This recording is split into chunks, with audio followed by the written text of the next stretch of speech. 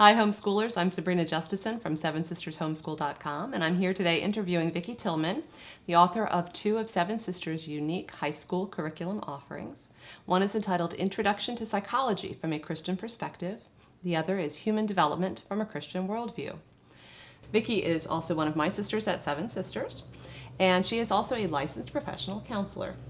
So, Vicki, will you tell us a little bit about why you wrote these two textbooks, Psychology and Human Development? When my oldest son was starting high school almost 20 years ago, I looked around for a curriculum that would help him understand how to love the Lord with his whole heart, soul, and mind. Like, how can you do that if you don't know what a soul and mind are? And how can you be a parent if you don't understand the people that God created around you? So I couldn't find a psychology textbook from a Christian worldview or human development, which is how you understand people. And so using the work I do, I wrote my own text. So we've been using those with my kids in our co-ops and group classes for years. Good. Now, psychology, I understand, and I think most people know what that means. Human development, can you explain a little bit more what that is? Human development's the most fun course. It is delightful. It looks at people from womb to senior citizens age. So how people grow physically, intellectually, and socially and spiritually over all those years. So you understand, like, why does a 2-year-old say no all the time? Or why your grandparents tell the same stories over and over and over again. That those are all things that you can understand. It's a thing common to all people of those ages. What kind of credit do these two courses show up as on a transcript? Okay, human development is a health credit. It's a Sparkle credit. Most health credits on high school transcripts are just health credits. Everybody's the same thing. So there's no edge where colleges look at the transcripts. Human development is out of the box. Most kids don't take that, and it shows some drive and some creativity, so it's called a Sparkle health credit. So psychology, on the other hand, is a special course because it can be flexibly recorded on the transcript. It's a social science, which can be a social studies. It can be a science, or it can be a social science, according to what colleges are looking for. The cool thing is cutting edge right now, because a lot of colleges have started to ask for that to be on the transcript. Most colleges require psych when you get there as a gen ed for just about everybody. What's the benefit to taking your psychology course while you're still in high school if you're just going to take it in college anyway? Right, for us, 2 reasons. One is we want our kids to have a Christian infrastructure on psychology, to truly think about our humanness through God's perspective. So they have a solid grounding in that before they hear some secular ideas that are very mechanistic.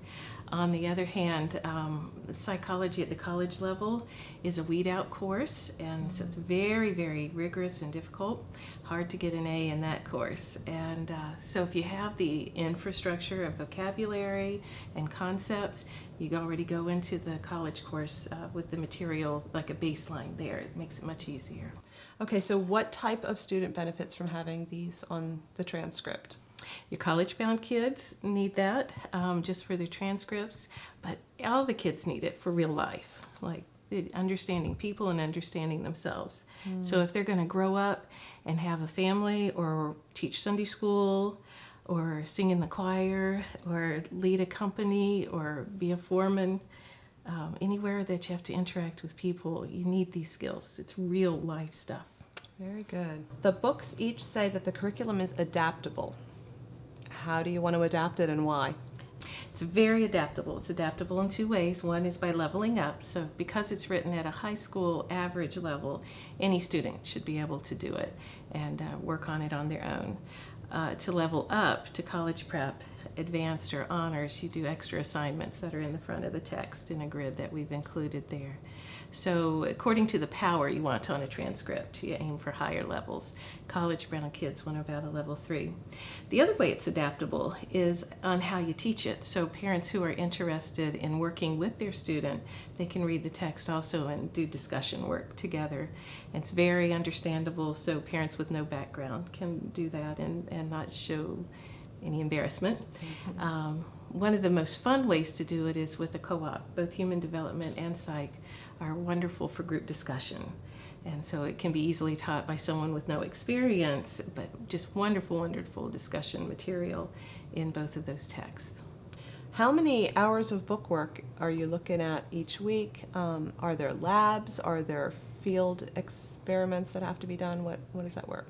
So for the average high school level, level 2, both psych and the human development need about 2 hours a week.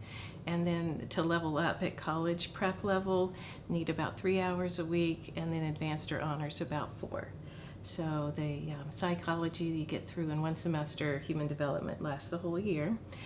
There are extra activities in the human development observing people, so that's about another 6 hours you probably need over the whole year of watching nieces and nephews and interviewing parents and grandparents, so things like that. All right. Now, grading. Are there tests? Are there quizzes? Is there homework? How is a parent grading all of this? So there's homework at the end of each chapter with comprehension questions and inferential questions to develop their skills and their thinking.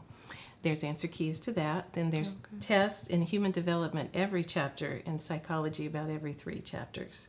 And those have answer keys as well. So parents get to decide, though, according to their own students' like expertise and skills and strengths, what to weight the homework and what to weight the tests. So a student who's not a good test taker, you would weight the questions at the end of the chapter more. Okay. And what about the field experiences, the observations? Should those be graded? If so, how? Again, up to the parent. Okay. So if that helps the student in his grade, that's his strengths, and you want to weight that. Otherwise, you don't even have to grade it. So let the parents decide what's best.